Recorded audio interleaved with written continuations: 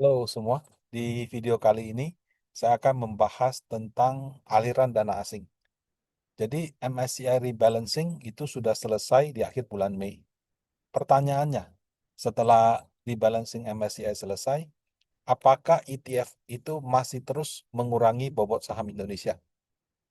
Nah, sebagaimana kita ketahui, rupiah belakangan sudah rebound ke 17,7. Tapi ya, sorry to say, kalau dari year to date itu masih melemah sangat signifikan. IHSG memang sudah rebound lagi, tapi kalau dilihat dari awal tahun, kita mungkin masih yang, kalau tidak terburuk, yang terburuk kedua dibandingkan dengan pasar modal atau pasar saham negara lain. Nah, Pak Presiden kita eh, nggak tahu ya, apakah sudah mengurangi frekuensi jalan-jalan ke luar negerinya. Karena waktu saya buat konten ini, ada berita beliau mau ke Rusia gitu. Nah, pertanyaannya adalah dengan kondisi seperti itu, apakah asing masih terus menjual saham Indonesia pasca rebalancing? Nah, saya akan menggunakan studi kasus MSCI Emerging Market di Juni 2026. Nah, jadi di akhir bulan Mei 2026 itu adalah puncak daripada rebalancing MSCI karena kan dia berlaku efektif 1 Juni. Jadi orang akan jual semua 1 hari kerja sebelumnya. 1 hari kerja sebelum 1 Juni itu ya 29 Mei. Jadi 29 Mei itu ada net sale sekitar 8,3 triliun. Nah, 8,3 T ini kalau dijumlahkan sama yang ini semua, ya mungkin ada sekitar 20 T something lah gitu ya. Nah, kalau kita lihat eh, 5 hari terakhir, jadi datanya saya ambil per 5 Juni, 5 hari terakhir, berarti kan 1, 2, 3, 4, 5. Nah, yang gede ini kita nggak usah hitung. Kalau 5 harinya 13,9, kalau ini tidak usah kita hitung, sekitar 5,54 triliun. Berarti setelah rebalancing MSCI, ternyata asing masih jual terus gitu. Nah, apakah ada yang salah gitu? Atau yang jual jangan-jangan bukan MSCI? Nah, kalau menurut saya ya, harusnya rebalancing MSCI itu sudah selesai di akhir bulan Mei. Kenapa? Karena pada hari tersebut ada nominal transaksi saham mencapai 50 triliun. Saham-saham yang dikeluarkan dari MSCI, sahamnya grup PP, kemudian saham DSSA, grupnya Sinarmas, eh, ya itu yang keluar gitu ya. Sama beberapa saham lain itu harganya arah gitu. Kalau arah itu berarti nggak ada masalah bagi MSCI untuk melepas saham, bukan MSCI sih lebih tepatnya, tapi ke eh, ETF atau reksadana indeks yang acuannya MSCI. Jadi dengan harga sahamnya arah, kekhawatiran dijual terus nggak ada yang berani beli atau nggak ada yang mau beli sehingga harganya menjadi ARB itu tidak tidak kejadian. Nah, jadi logikanya semua investor asing bisa jual. Nah, setelah itu apakah mereka jual lagi apa tidak? Ini saya coba ambil iShares. iShares ini adalah adalah ETF-nya BlackRock, fund manager terbesar di dunia, yang menggunakan MSCI Emerging Market sebagai acuan. Nah, ini ada saham Indonesia yang masuk MSCI. Saya ambil data tanggal 31 Desember 2025, 31 Maret, 30 April, 28 Mei, 29 Mei, sama 4 Juni. Kenapa ada 28? Karena saya mau tahu, sebetulnya asing itu jual semua di tanggal 29, atau dia sudah jual sehari sebelumnya. Kemudian setelah tanggal 29 dia masih jual lagi apa tidak. Nah, ini adalah nilai dalam kepemilikan US dollar gitu. Jadi di awal Desember di MSCI Emerging Market kita ada 244 juta dolar, kemudian jadi 217 juta di 31 Maret, 30 April 200 juta. Kalau 31 Maret ini ada rebalancing yang di bulan Februari. Waktu itu saham INDF eh, diturunkan ke small cap kalau nggak salah. Nah, jadi dia zero sama sekali. Nah, kemudian di bulan Mei seperti ini. Nah, di tanggal 29 Mei Aman dikeluarkan, zero. Alfamart diturunkan ke small cap, zero. Kemudian Brand dikeluarkan karena HSC, zero. Kemudian Cuan juga zero, DSSA juga zero, kemudian TPIA juga zero. Nah, jadi kalau misalnya dia sudah jual semua di tanggal 29, itu menunjukkan bahwa memang penjualannya semua dilakukan tanggal 29, karena tanggal 28 dia masih ada gitu. Nah, kemudian di tanggal 4 Juni ya angkanya masih ada, cuma menurun ya dari 142 juta dolar jadi 133. Tapi yang jadi masalah kan ini angka tergantung harga juga. Karena kalau misalnya tanggal 4 harganya naik, eh, kepemilikannya itu meningkat gitu, walaupun secara lembar dia sama. Jadi kalau mau lebih fair, kita lihat apa namanya lembarnya gitu. Nah, kalau ini adalah lembar kepemilikannya. Lembar itu pasti nggak akan bohong. Tapi kalau kepemilikan itu tergantung harga. Karena kalau misalnya kamu punya 1 juta lembar, kemarin harganya 10.000, hari ini harganya 9.000, saya nggak jual tapi turun gitu. Nah, kalau menggunakan kepemilikan itu kelihatan. Nah, ini contoh misalnya, seperti ini misalnya. Nah, kayak aman ya. Aman itu di 29 Mei sudah nol. Nah, kalau kita lihat dari 31 Maret, dari 31 Desember ke 31 Maret ada kenaikan. Berarti pada evaluasi Februari bobotnya naik sehingga lembarnya meningkat. Dari 31 Maret ke 30 April itu jumlahnya nggak berubah. Nah, ini menunjukkan bahwa walaupun di bulan di bulan ini 9 juta ke 10 juta, sebetulnya bukan karena reksadananya nambah saham, tapi sahamnya sama, cuma mungkin harganya naik atau turun gitu. Nah, kemudian 34 juta ini di tanggal 28 jadi 25 juta lembar, 29 nol. Padahal dia jualnya harusnya tanggal 29. Nah, ini menunjukkan bahwa penjualan saham aman itu sudah dicicil selama beberapa hari. Nah, Alfamart menarik nih. Dia 43276, 43276, 43276, tiba-tiba zero. Artinya penjualan Alfamart itu nggak dicicil sekaligus. Tapi penjualan aman dia cicil. Nah, kemudian brand juga sama kayak aman. 18.778, 18.778, jadi 11, baru zero. Nah, artinya penjualan brand itu juga dicicil. Seperti itu. Nah, kalau cuan, sama dicicil, 52626, 52626, di sini jadi 39, terus jadi 0. DSSA juga sama. Ya, DSSA ini dari 2 juta, 2 juta jadi 59 juta, bukan karena dia naikin ya, karena ada stock split gitu. Nah, 59 juta jadi 42, baru dia jual semua. Nah, kemudian TPIA. TPIA juga dicicil. Jadi penjualan saham itu memang secara teori itu dilakukan H-1. Dia lakukan seperti itu di Alfamart. Tapi kalau untuk saham seperti Aman, TPIA, Brand, yang mungkin waktu itu menjadi perhatian dan likuiditasnya agak susah, penjualan itu sudah dilakukan sebelumnya. Nah, jadi kalau melihat seperti ini, kita bisa pelajari nih patternnya. Bahwa penjualan saham itu tidak selalu dilakukan di H-1, tapi bisa dicicil apabila dirasa sahamnya kurang liquid. Secara indexing Bapak Ibu, kalau kamu cicil jual seperti itu, eh, justru apa ya, membuat performance kamu bisa berbeda dengan indeks. Jadi kalau saya fund manager, sebisa mungkin tidak saya lakukan.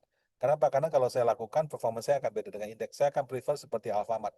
Benar-benar bisa saya lepas semua di dalam 1 hari. Nah, untuk itulah kalau bagi fund manager asing, yang namanya saham itu lebih penting liquidnya daripada untungnya. Karena kalau untung tapi nggak liquid, saya nggak bisa exit.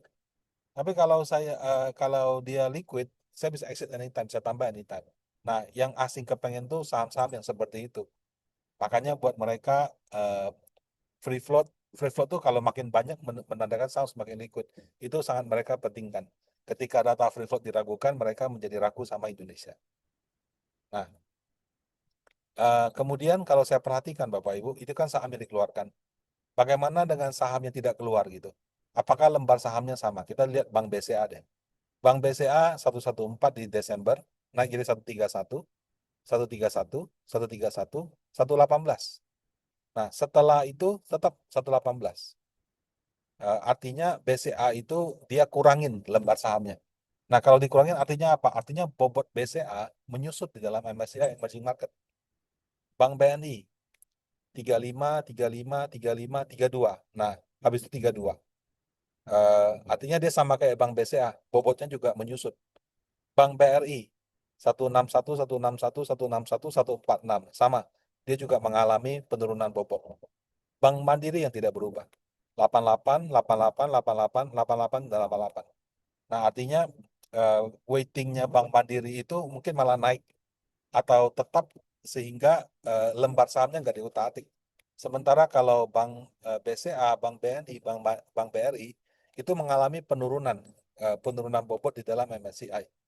Nah, tapi setelah diubah tanggal 29 Mei dia turunkan, 4 Juni dia nggak jual lagi. Jadi kalau ada penurunan harga setelah itu bukan karena MSCI yang jual. Telkom juga sama. Telkom itu dari 116, 116, 116 jadi 106. Ya. UT 358, 358, 358 jadi 315.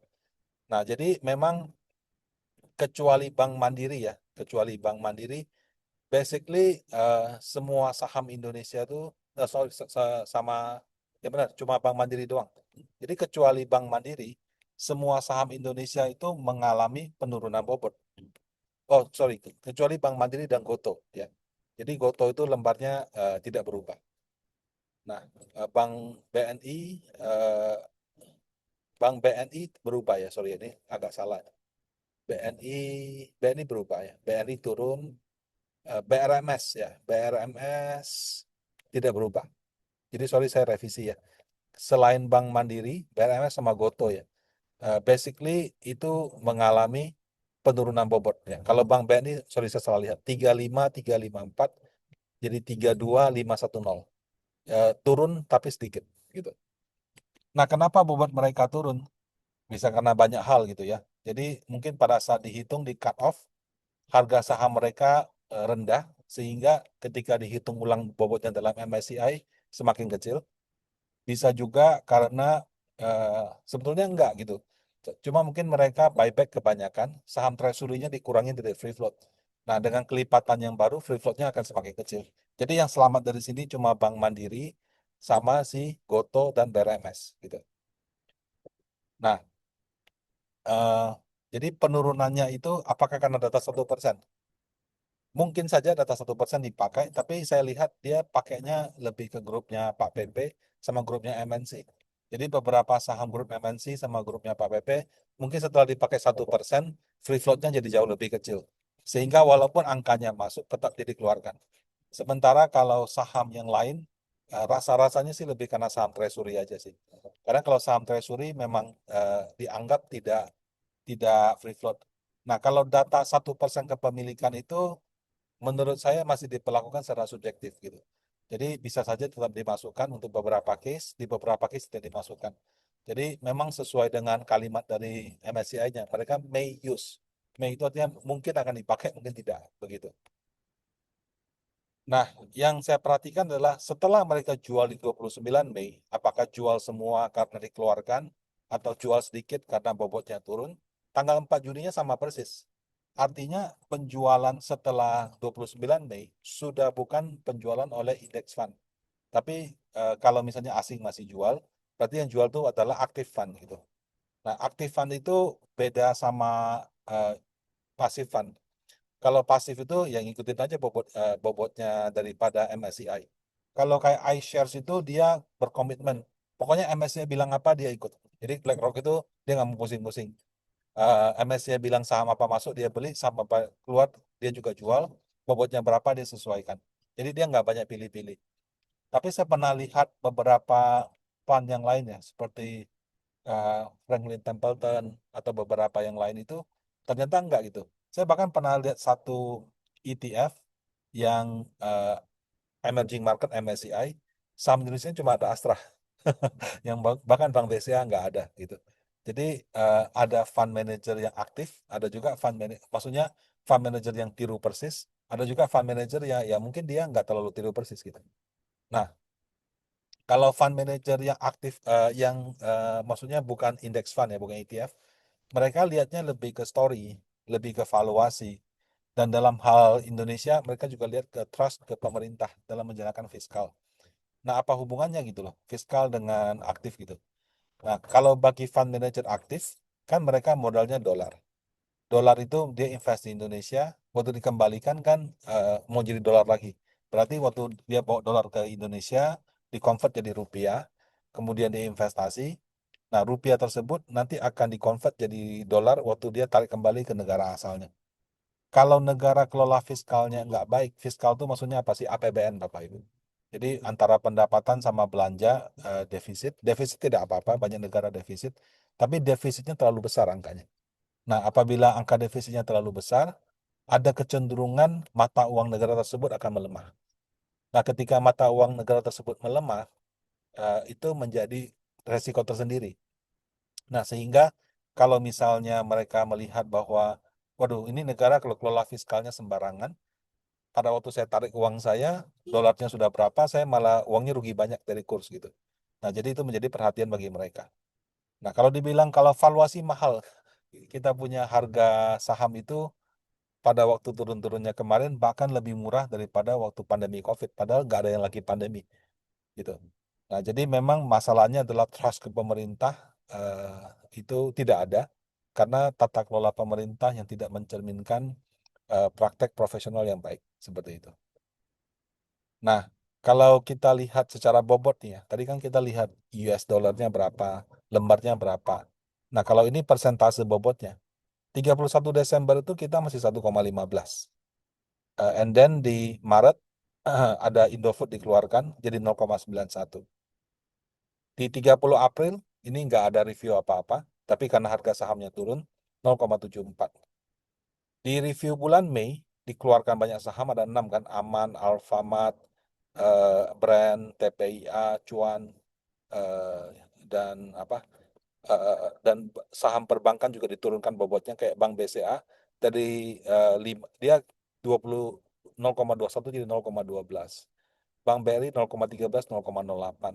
Bank Mandiri 0,10 jadi 0,07 gitu. Nah, karena ada yang dikeluarkan dan ada yang bobotnya dikurangin 0,58. Tanggal 4 Juni karena harga sahamnya turun 0,42. Nah, kalau misalnya kita punya bobot kurang dari 0,5% Bapak Ibu ya, mohon maaf nih ya. Jadi bayangkan saja Anda jadi fund manager. Anda kelola uang 100 juta. Eh, kalau misalnya ada portfolio cuma 500.000 di dalam Anda punya saham gitu, nilainya cuma 500.000 di dalam portfolio Anda. Sahamnya kalau naik turun Anda peduli nggak? Sorry itu saya. Kalau 0,5% itu kan kayak saya nggak beli juga nggak apa-apa. Itu kayak error statistik gitu. Yang saya perhatikan yang bobotnya 10%, 8%, 7%, 6% gitu. Kalau bobotnya cuma setengah atau bahkan kurang dari setengah, bahkan tak lihat aja enggak gitu. Nah, saya khawatir kalau bobot kita semakin kecil, kita bisa aja tetap stay di emerging market.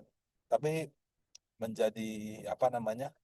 eh, menjadi semakin tidak signifikan, semakin insignifikan, sehingga bisa aja diabaikan. Jadi kalau orang mau buat fund emerging market, ya udahlah bobot Indonesia skip aja nggak apa-apa, wong cuma 0,5% kok. Kamu beli juga kalau untung 1 kali lipat cuma untung 1%, kalau rugi juga nggak berasa gitu. Kalau nggak ada juga nggak apa-apa. Nah, itu yang terus terang saya khawatirkan. Jadi bobot kita semakin lama semakin kecil sehingga menjadi statistical error saja di dalam portofolio gitu. Nah, semoga seiring dengan waktu ada solusi nyata dari pemerintah untuk memperbaiki APBN dan kemudian komunikasi publiknya bisa dilakukan dengan lebih baik. Nah, kalau misalnya itu terjadi, mudah-mudahan ada peluang harga saham Indonesia bisa meningkat, bobot kita dalam indeks seperti MSCI bisa meningkat kembali. Nah, demikian. Semoga bermanfaat. Terima kasih.